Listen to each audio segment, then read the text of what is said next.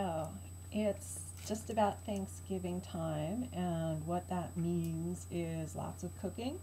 And what that means is my nemesis, the white whale to my Ahab, the Kirk to my Khan, yellow onions. Yellow onions attack my eyes with vigor when I cut them up because they release volatile compounds that react with my eyeballs to make very painful chemical products. And what I'm going to be trying today is some suggestions from the wisdom of the internets as far as what I can do to stop that from happening. I've also been told that the best way to deal with onions is just not to have any empathy for them.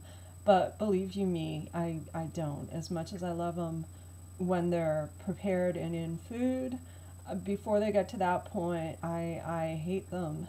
Hate them, hate them, hate them for the pain they inflicted on me. I think it's fair to say I'd cut an onion, and I'm about to.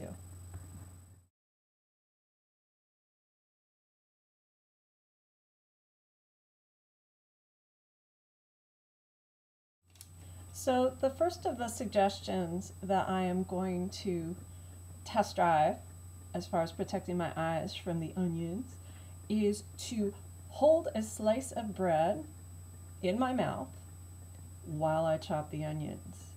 As you might imagine, this may have hilarious results, but I am doing this in the interest of science. So I'm going to put the bread in my mouth.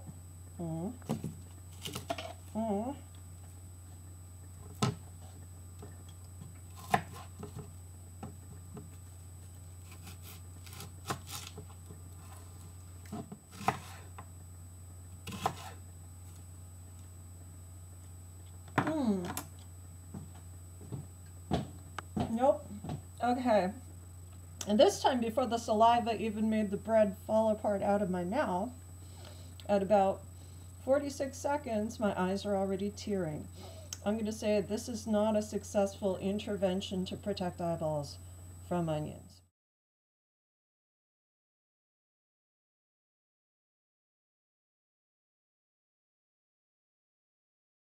Something else recommended to me today, which I guess is along the same lines perhaps as having a piece of bread in your mouth, having a metal spoon in your mouth while chopping onions. So I'm going to try this again, probably hilarious to watch. If it keeps my eyes from tearing up, I will deal with providing you with some comedy. Let's see.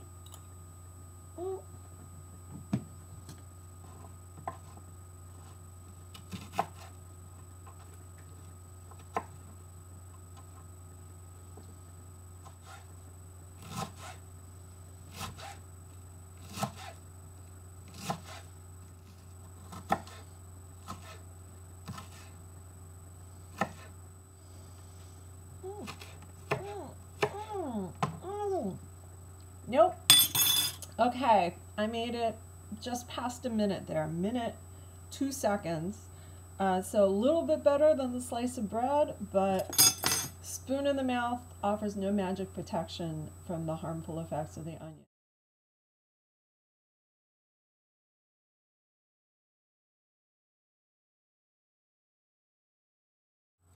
The third intervention that has been recommended to me as a way to be able to chop onions without getting all weepy is to wear goggles, either swimming goggles or safety goggles from the lab. So we're going to try it. Another onion. I'm going to start the timer, see how we do with this.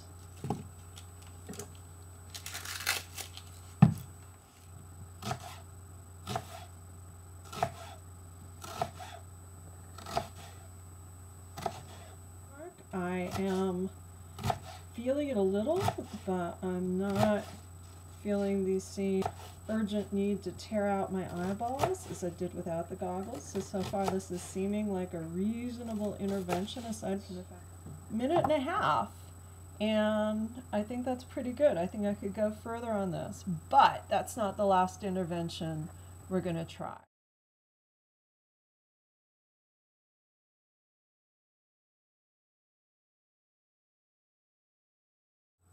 Okay, the efficacy of the goggles, which we just tried, makes sense to me because it's blocking the volatile chemicals coming off the onions from making contact with the eyeballs. That mechanism I understand.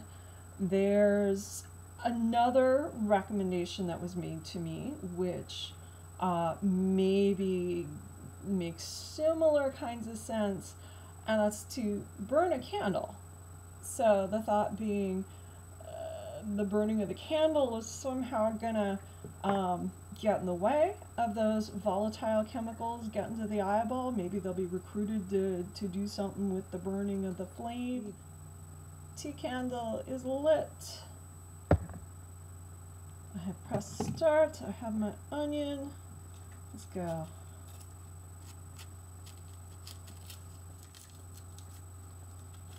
I think this may be a scented candle, although I'm not getting a strong scent.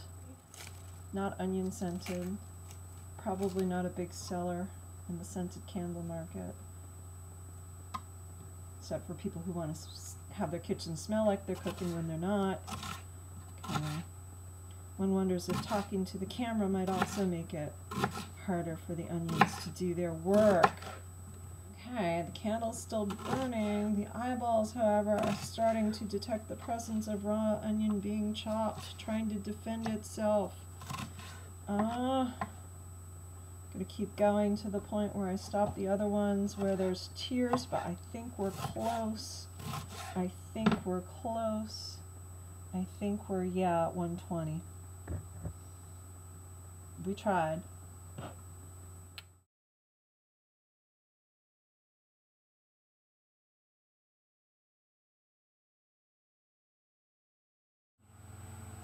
So our candle didn't do a great job interfering with the travel of the volatile chemicals from the onions to my eyeballs, but maybe a fan will.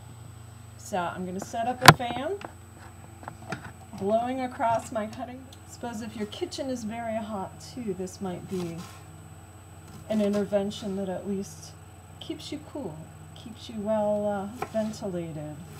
I am feeling the onions somewhat. It's clear that I am in a room with onions that are being chopped, but I'm not yet weepy. I think we're hitting the limit of what the fan can do for me. I am starting to feel some tears. They're not, to be fair, they're not as urgent as the 1 minute 45 seconds mark. I got tears. Okay.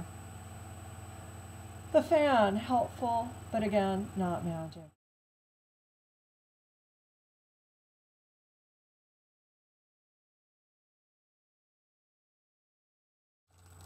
Okay, one more suggestion that was made to me that I'm going to try, and that is I'm cutting an onion that's been in the freezer for a little while. Actually, it's half an onion, and it was in the freezer for just about half an hour. So, okay, and this onion, while chilled, while slower moving, the compounds that wreak havoc with the eyeballs are not completely absent. Again, I can feel that there's an onion being sliced in the vicinity of my eyeballs, but it doesn't necessarily, oh, there it is, there are the tears. 1 minute, 24 seconds is what we got on that one.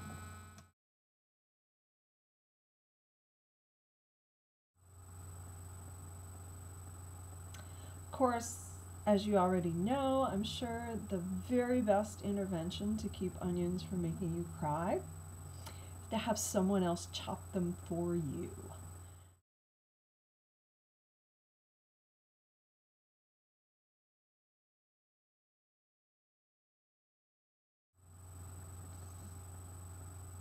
The things I do for you.